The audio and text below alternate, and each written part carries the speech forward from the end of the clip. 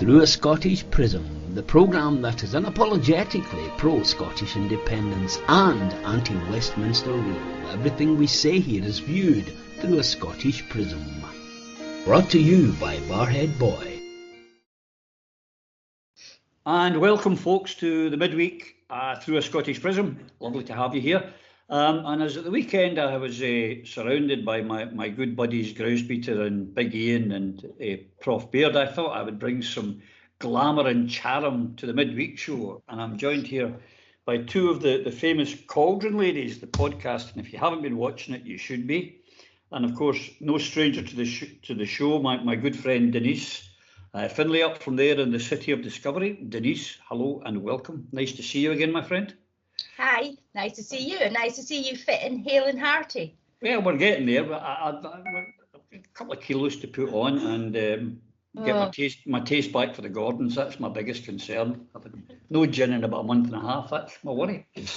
And I'm also joined, I'm glad to say, a newbie with Lisa Keogh. I hope I pronounced it properly, Keogh. I get a problem with my name. Some people pronounce the C, and I get McLeod. So Lisa Keogh, is that right? Yes. Good. And of course, for those who don't know Lisa, who's also one of the Cauldron, she's a 29-year-old mother of two and recently go to university and enrolled to do forensic psychobiology. Whoa, sounds way too intelligent for me. This could be embarrassing.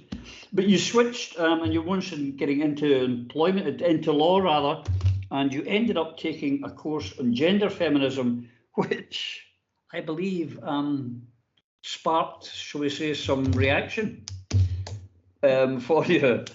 Maybe that's a good place to start.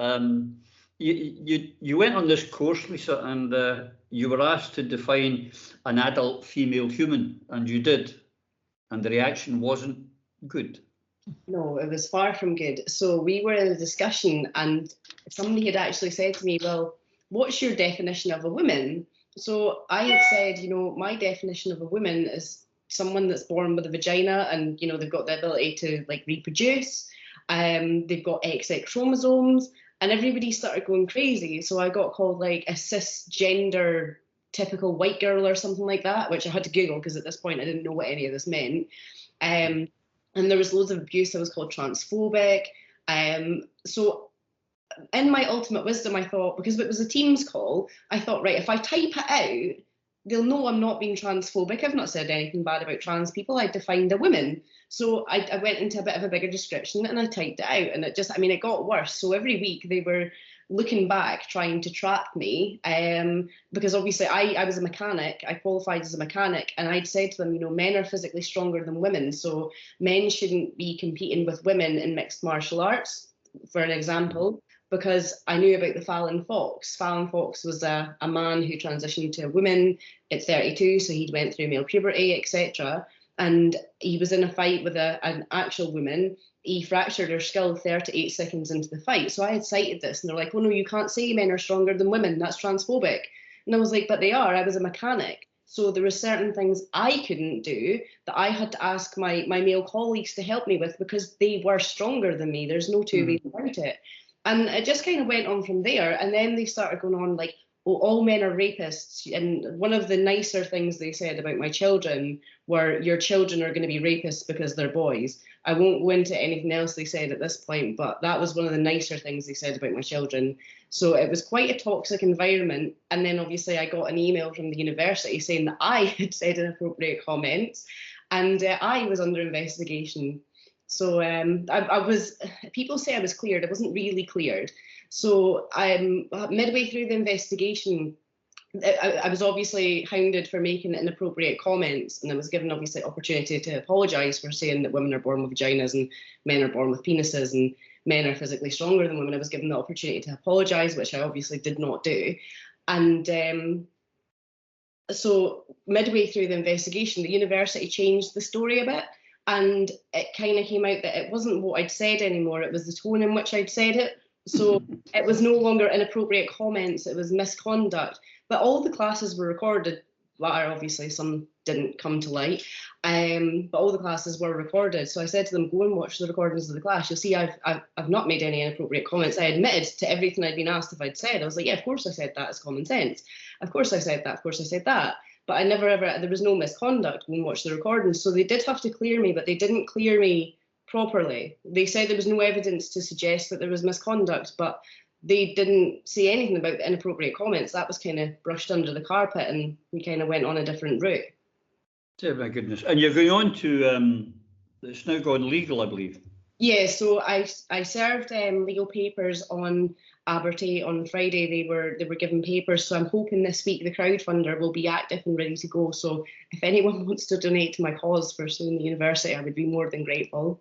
Well, let me just say in that, I'll get the details of it and we'll write a wee article about it and we'll put it out on the Barhead Boy blog, and people that want to can donate, and I'm sure there'll be plenty. Denise, I've never known you to be this quiet for this long, so I better speak to you.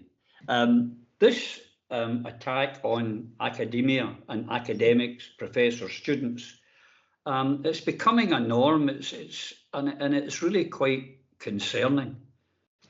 Yeah. We need to get a grip of it. Yeah, well, the problem is, to my mind, is it's so unbelievable. Like, nobody would believe that what Lisa said could have got her into any kind of trouble. Well, no sane person would believe it. It is biological fact. And my worry is if we are moving away from relying on fact, then we are in a dark age. It's a religious ideological belief, and it's got all the tenets of, gender ideology, queer theory. My Amazon man's here, there might be barking. I'll be 2 minutes. Sorry. Wait till you come back and say it. You'll have to clarify your Amazon man. We don't know what that actually means. So yeah, it is. Oh, there's the dogs. Yeah, it is really a religious belief. It has all the. You could have muted your sound. Maybe I can. Yeah.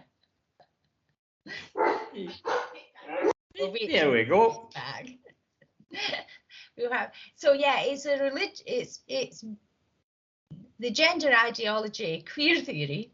It has all the tenets of a religious belief. It has its mantras. Trans women are women, trans men are men.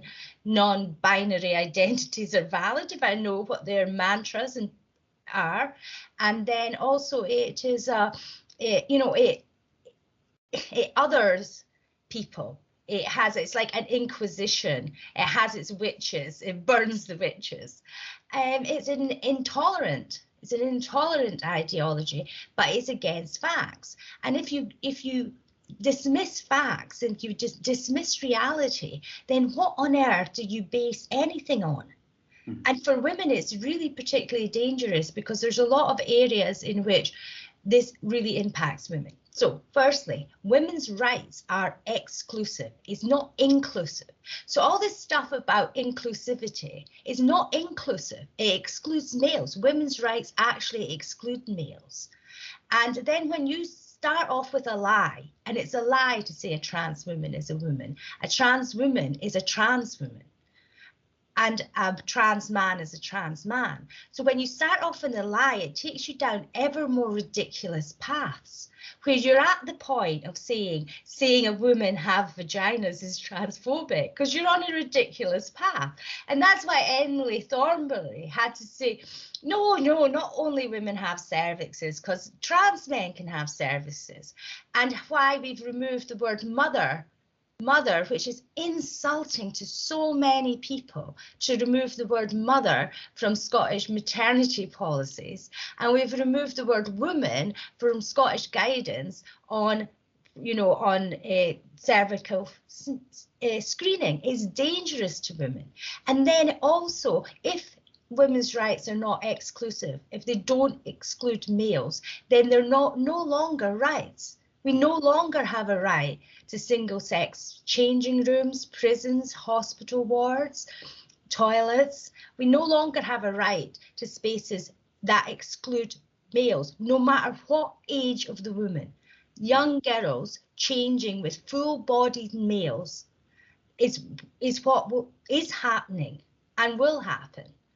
And it's dangerous for women, and it's dangerous because males, although the majority of males are lovely and we have many male allies, and I'm not trying to say all men are like this, because they're not, and I have 2 sons myself who are good men, but 99% of sexual crimes are committed by men. It's disproportionate, and 15 times more, the victims of sexual crime are 15 times more likely to be women. So it's 15 women to 1 man. And many sexual crimes aren't reported, of course. So this is dangerous for women. But it's not only dangerous, there's a matter of women's dignity as well. A woman in her 80s should not have male personal care if she doesn't want it. A survivor of rape should not have male examining them, adding to the trauma. A survivor of rape should not have a male counsellor, head of the rape crisis service, re-educating them when they're trying to get help for their trauma.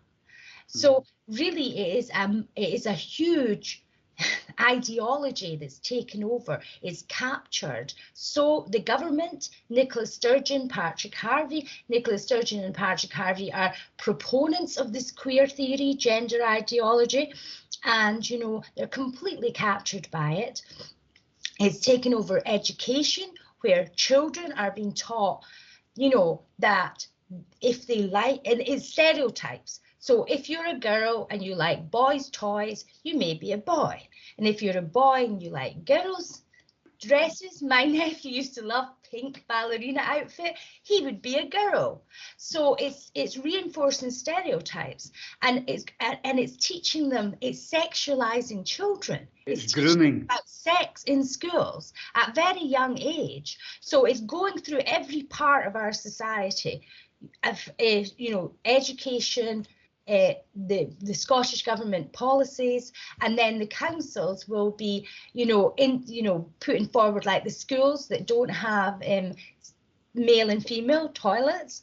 And if you think about the African charities in Africa, they are raising money so they can provide toilets for girls at African schools, because they know that not having toilets is bad for girls' education. But in Scotland, it's fine for Scottish girls to have to share with boys. The whole thing is just so detrimental to women and girls, so harmful to women and girls. And this has all been driven by a woman who professes to be a feminist to her fingertips. Yeah. It's quite ridiculous. But I remember seeing an article many years before all this gender nonsense came up, was that people were worried that not enough girls were participating in sport, particularly girls who were reaching puberty time, because of they were coming on to their periods, etc., embarrassment, blah blah blah, and it was a concern as a public health going forward that the girls weren't going to get enough, and it could lead to obesity, diabetes, all the different things. So they wanted to encourage girls into sport.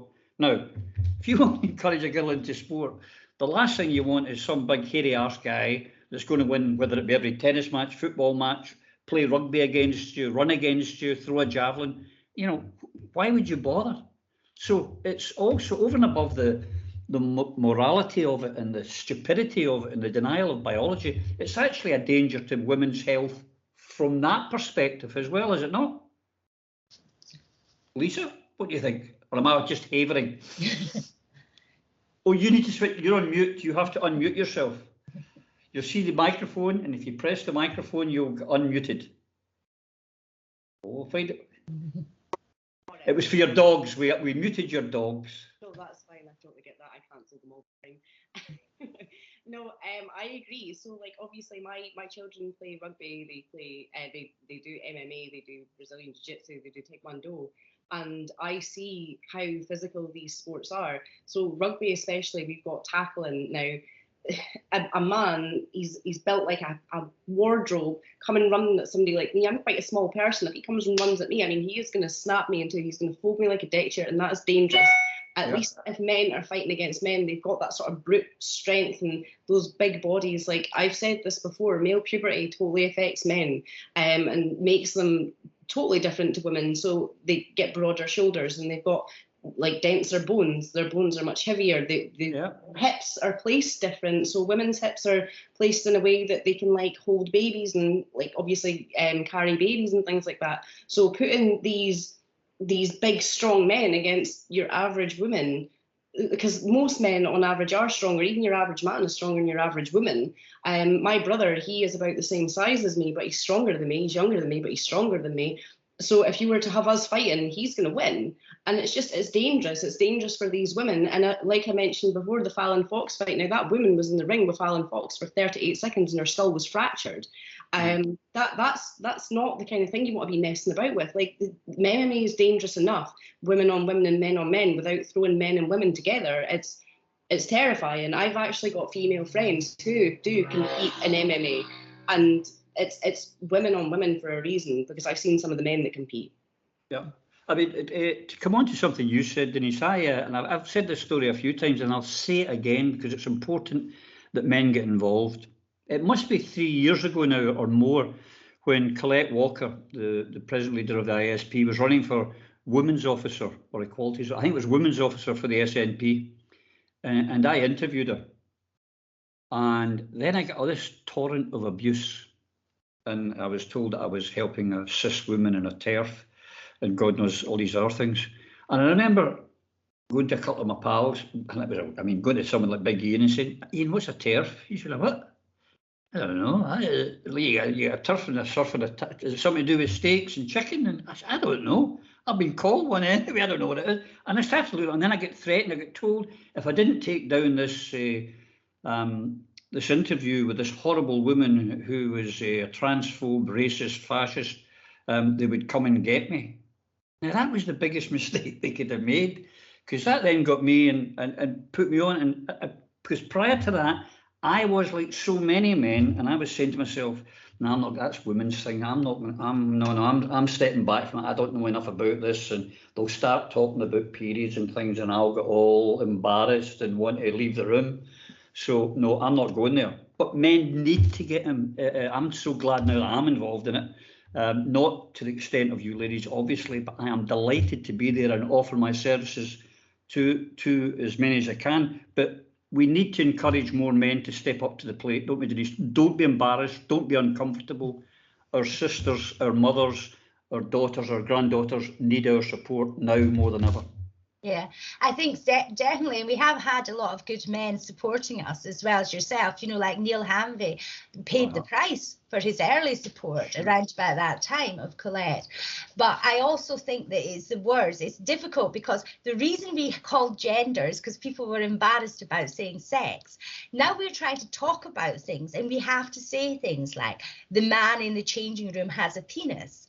And I think, like everybody, even myself, I get a bit embarrassed having to talk about it.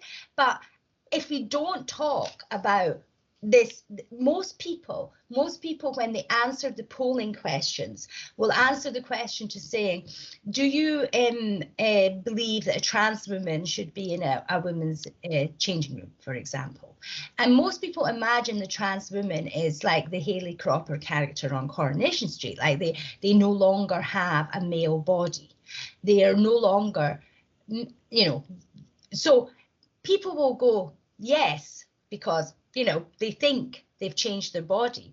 But what people really need to understand with self-ID, a man doesn't have to do anything. He doesn't have to change his name. He doesn't have to change his outfit. No, people joke about men in dresses, but they don't need to wear a dress. They don't need to, they're a man. Now, there's some men and women, they have a condition called gender dysphoria, and it's a very, very, very small percentage. Many of them grow out of gender dysphoria. They can come to terms with their body because a lot are homosexual, and it's called homosexual gender dysphoria, and it goes away in around about 20, in the late teens and 20s. It's just it's very uncomfortable.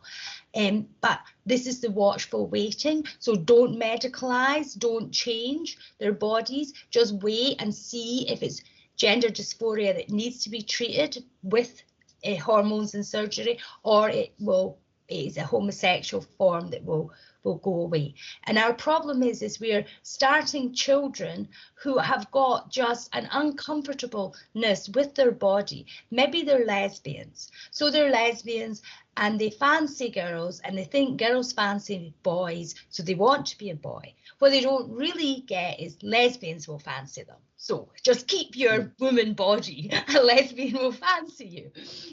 So but at the moment we're medicalizing these children and giving them surgeries. And what a lot of people don't know about puberty blockers, which is actually quite shocking, is that it stops sexual development. So if you give puberty blockers to an 11-year-old, his penis will remain 11-year-old size. It doesn't grow. And so therefore, when he comes to be 20 and maybe wants an operation to give him a vagina, he doesn't have enough penis to make a vagina. A neo-vagina is called. So the dangers of puberty blockers are massive, and luckily, like J.K. Rowling, she came out because I think that's what triggered her, but she realized, what are we doing to children? It's a scandal. There's a woman in America who's had $1 million worth of surgeries, and she's 20. There's people in queues for getting double mastectomies, and this is children. This is people under 20. It's shocking. It is. And if you think of the industry, because there you've got medicalization for life, not just surgeries, but things go wrong with surgeries and they need to get corrective surgeries, and so this is a massive business. Pharmaceuticals follow the money. Yes, follow the money. There's a lot of money to be made in this. And then the other thing about it is it's not a grassroots. Nobody at the grassroots ever said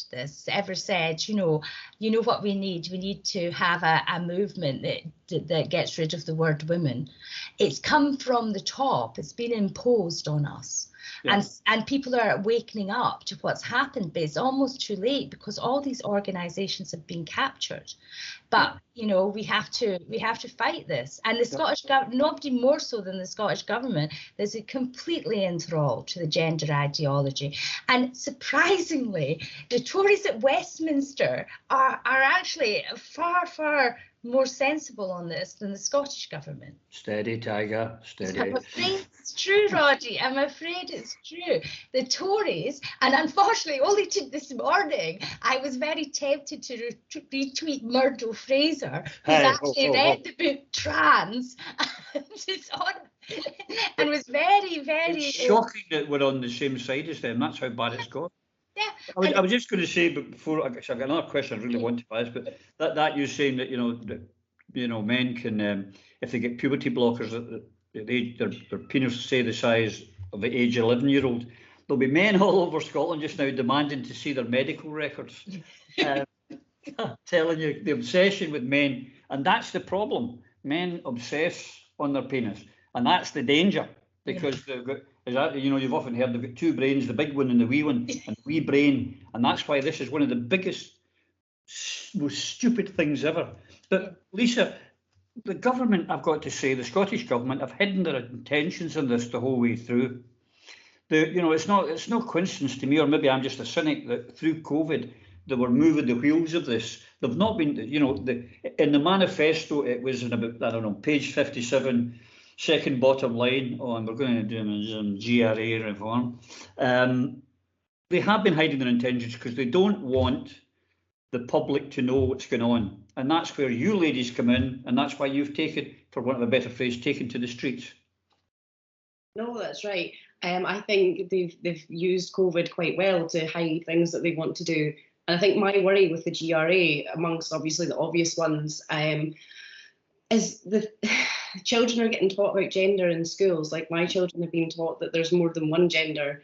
And I think we're trying to normalise it. Well, not we, but the teachers are being made to normalise this because they don't want to. I've spoken with teachers. The teachers don't want to normalise this, but we're normalising this language to children. We're adding this language into like math sums and, you know, different stories and books and whatnot. There was a book called Brenda is a Sheep. We're normalising that people can lie to our children. We're normalising that gender queer is a thing. We're normalising that I was looking at the RHSP site in the slides.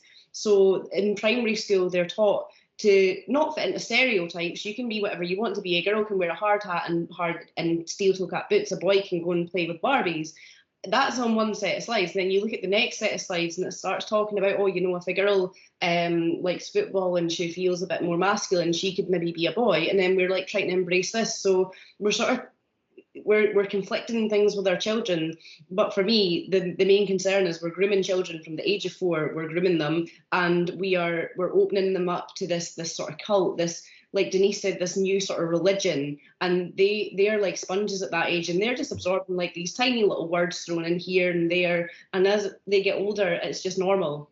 Like by the time they're sort of 15, I've got friends that have got children in school that are 15, and they're like, oh yeah, I've got to call Tommy Dina now because Tommy's a girl now. And oh, that's fine, that's just what you do. And they have actually been like primed for this. They've been primed to accept this. Whereas if I was in school and somebody was like, instead of being Tommy was Diane or whatever, I'd be like, well, how can you be a boy now, or how can you be a girl now? I would question that, but they're taught not to question it because to question it now is offensive.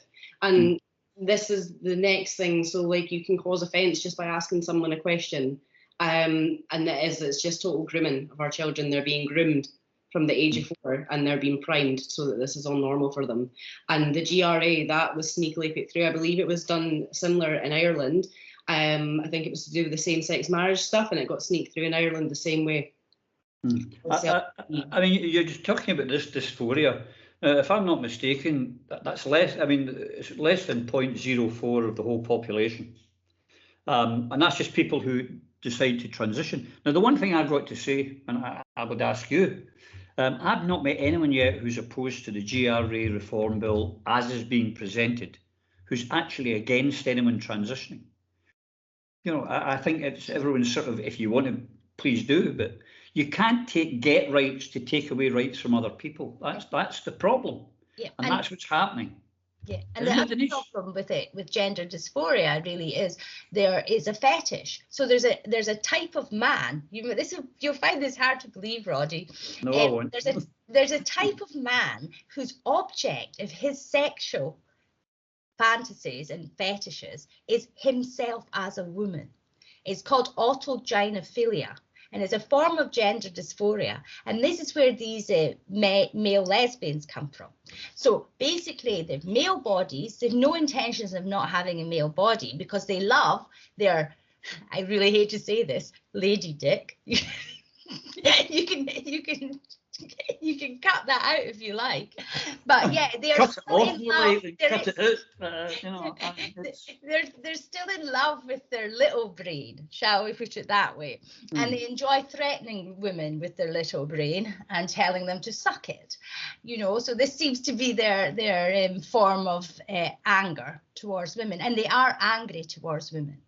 Yeah, but it goes back to, I mean, I think, I speak for most people who are fair that whatever you want to do behind closed doors, fine. Yeah. But you can't do it at the expense of other people's rights. You can't do it and say, well, you've got to accept this and you should live this way as well. That's what's wrong.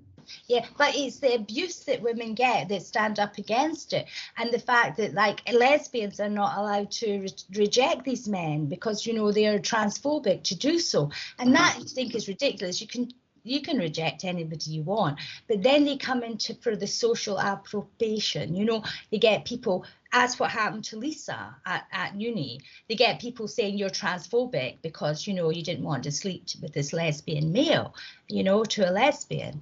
So it's very, you know, disturbing the power that these men have. And really the whole movement, you know, people talk about the patriarchy, you know, feminists talk about it. And this is the patriarchy. And another situation where, you know, I've never believed men hated women, but these men hate women. They hate women, and you feel their hate, and they turn their anger and hatred towards women. Maybe I don't understand why, but they do. Well, I'm a big mammy's boy, or was, and you know, anyone's going to try and get me to stop saying the word mother could go and take a flying run at the These moon. are offensive, and you know, Fiona Robertson, who's the SNP Equalities convener, finds the word female troublesome. It's amazing. Why haven't we removed the word father then, you know, and call us, why am I not called a prostrate person or something? I mean, I don't know. Or some other name, but we have to remove all the female names, but the male names, they stay intact. It's because it is it's a man's world, right, that's just the reality of it. And if they shout about equality, Lisa, but this isn't equality they want, it's domination they want. Oh, absolutely. And I think Denise has got a point with the AGP stuff. I think they hate us. I think these AGPs hate us because they can't be us. It's weird. Yeah, it's like a total fetish. They want to be us, but they want to be a better version of us. Like, I've seen posts on Twitter saying that their neo-vaginas are better than our normal vaginas, and you know, like they do. I when I first got Twitter, I stumbled across some pictures that I wish I hadn't seen. But no, I think don't send them to me. Do not send them to me. I showed my friend them. I said to him, listen, look, do you want to see what I just see on Twitter? And he's like, yeah, let's see. So I'm flicking through, and it was a man dressed up as a Muslim lady, and he was in his burqa. And I thought it was actually quite disrespectful as well, in all fairness, putting these pictures on the internet. And he's flicking across, and you could see like he's fake sort of strap-on boobs that I didn't even know you got. And the next one, he's just sitting holding his lady penis, and he's like little frilly pants. And my friend was like, whoa, get that phone away from me. but it's also, isn't it, these ones, a lot of them, it's their fantasy of what a woman should be, the big red or rosy lips, the blonde hair, the huge breasts. It's the male fantasy kicked on. I find the whole thing bizarre, but I want to go into girls, Roddy. They're always girls. Yeah, they're always... well, I'm glad I'm past the dating stage. You know, I'm in my last legs here. It's just as well because, you know, the ones that dress up as children as well, and that autopedophilia. So they actually are attracted to themselves as children. So these people, like that you see at the Pride marches dressed up as babies, the chances are they're paedophiles. Yeah, and then you saw that gay man being thrown out of the march. I think it was in Manchester because it really is. It's you know, it goes back to, I suppose, the flat, you know, the days of the flat Earth. And leeches and drilling people's brains to let evil spirits out. And we look back now and go, well, they were nutters in the Spanish Inquisition. And now and if you know, there's a couple of generations from now, and there's going to be havoc. There'll be people looking back saying, what nutters? How the hell did that happen? It's, you know, it's quite worrying. But you're taking to the streets, ladies, and you're taking the word out there. Now, I'm interested, Denise, to find out, one, what percentage of people you speak to know what's going on, and when they do hear, what their reaction is? Well, I would say I was surprised. I think it's getting through now because there's been quite a lot of recent publicity. And when we were giving out leaflets, it's about, I would say, a third know what you're talking about and they're on your side. A third don't really know what you're talking about, but when they hear, they're on your side. The other third are either you know, they're too busy, so they don't take your leaflet, they just walk on past, or they really misunderstand because it's very difficult to explain to people. So the second third I talked about, they probably have some idea, you know, so when you approach them and you speak to them about it, they kind of get it. But there was some people I spoke to, and I remember this interesting person, a woman, and I said to her, you know, about it, and she obviously hadn't heard, and she said to me, it's too late. I said, you know, they're going to change this, and she said to me, it's too late, I've already done it. And I looked at her thinking, she'd already changed into a woman, you know, but actually she misunderstood what it's about, and she thought it was about the vaccine app for some bizarre reason, and she'd already had the vaccine or downloaded the app. So yeah, so some people have not heard of it at all, But I think it is starting to filter through. So the only way we can do this is getting out of the social media bubble and going in the street. So we've had demonstrations. We are doing street stalls. In all Scottish towns, we're going to be doing street stalls and other events, because we have to let people know what's happening, because the government is planning to bring in the draft bill possibly before Christmas, and then it'll be in the committee stages and getting voted on. So it's our chance to fight against it. And of course, with the council elections coming up next May, hopefully we can make this a big issue at the council elections and try and almost like stop it that way, because if Holyrood hasn't passed it, then if they get a good kicking in the council elections, they might realise it's not a smart idea. You don't say where you're going. I mean, for example, there was the demonstration, which I know you were at, Denise, for sure. I think you were, Lisa, at the Parliament. Yeah. And there was that trans woman guy who was shouting witch and being very intimidating to the small lady. So you don't tell people where you're going, because the intimidation is thing. However, I'm sorry, but this is an open programme, so I just want to tell all the gender backers that the next demonstration's on Thursday week, and it's in St Kilda. So if you could get there nice and early, lads, you can demonstrate as much as you like. But we're coming to the end of our chat. It's flown in, as it always does. Any last things, Lisa, that you would like to tell the people that to watch out for, to do, to help, to assist? Yeah, so I would like to say to people to write to their MPs about this, and also like Denise was saying, when we were in Arbroath, a lot of the people didn't know about this that I spoke to, and I found that a lot of men were really supportive of it. They've got daughters, they've got wives, they've got elderly mums. Apart from one man who actually said he didn't care what his daughter seen in the changing room, but but no, what I find is, like, even with me, I didn't know any of this stuff was going on until it hit me in the face. And I think we need to keep getting the message out there. We need to keep planting the seed. But certain people like myself, I wouldn't have known about this unless it like literally come down on me. And I'm glad now I do know, because I can now make a change. But I think a lot of people, they don't want to know. I've come across it with a lot of mums. They don't want to know, and it's just a case of planting seeds and kind of taking a step back and being there for when they do realise that you were right. And you don't say I told you so, but you gently welcome them in.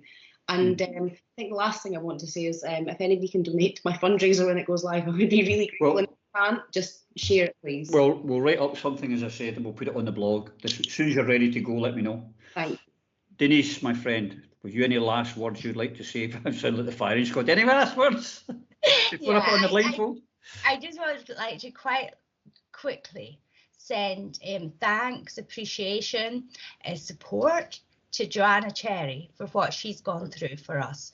I'm very, she's a very, very strong woman. There's not very many people that would be able to stand up to the abuse from within her own party that's directed at her. And I noticed that, again, there's not a single elected SNP politician standing up for Joanna Cherry and what she's going through. And she's doing it because, she will stand up for women and girls and lesbians and same-sex attracted women. And she's a very, very good person. So I'd like to just thank her for everything she does. And regarding the rest of the SNP, I think that they should be ashamed, and that what hurts most is not the words of our enemies, it's the silence of our friends, and the SNP MPs and MSPs should reflect on that. I can see you get a wee bit emotional there. It's true. Betrayal never comes from people you don't know. Ladies, adult female humans, cervix owners. That's the best I can do. I'm not going for any of those. Old school. Thank you for being my guests. Thanks very much for having us. And it's always a pleasure and never a chore. And to you, my viewers, I hope you've enjoyed the company of Lisa and Denise as much as I have. And I hope you have taken something out of it. And if you can do your help and help in any way for the cause of women's rights, and don't forget, Lisa's going to be fighting a case. Marion Miller's not the only one. We need to be helping out. So watch out for the blog on my website for that. And until I see you all, will be at the weekend, please, take care. Bye-bye.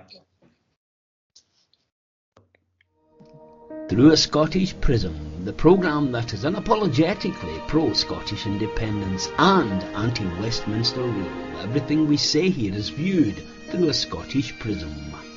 Brought to you by Barhead Boy.